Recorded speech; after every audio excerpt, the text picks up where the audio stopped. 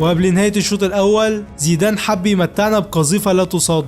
مهارة زيدان، تسديدة زيدان، يا عيني يا عيني، مش ممكن، عالمي عالمي عالمي عالمي. محمد زيدان حكاية، محمد زيدان محتاج مؤلف يكتب في أقدامه اليسرى. يا عيني يا عيني يا زيدان، هدف عالمي هدف عالمي. كرة حلوة من زيدان اللي معودنا على الأهداف العالمية، بس سونج كان عامل معانا شغل عالي قوي وادى لزيدان اسيست على الرايق. وبتتقدم مصر قبل نهاية الشوط الأول 3-0 في وجود ملك القارة الأفريقية وقتها صامويل ايتو. وبيخلص الشوط الأول وبيبدأ شوط تاني. ايتو كان نازل يعاقب منتخب مصر وعاوز يعمل رومنتادا. كرة عرضية في منتهى الخطورة، منتهى الخطورة، الكلام اللي قلت لحضراتكم عليه، منتهى الخطورة صامويل ايتو. وبيسجل ايتو أول أهداف الكاميرون وبدأوا يرجعوا تاني من بعيد، والمباراة شكلها كده هتولع وهتبقى صعبة على الفراعنة. وخلينا نشوف ايه اللي حصل. الكاميرون بدأت تضغط تاني وكرة تانية بالرصف والعارضة. منتخب الكاميرون هاج وكرة من صامويل ايتو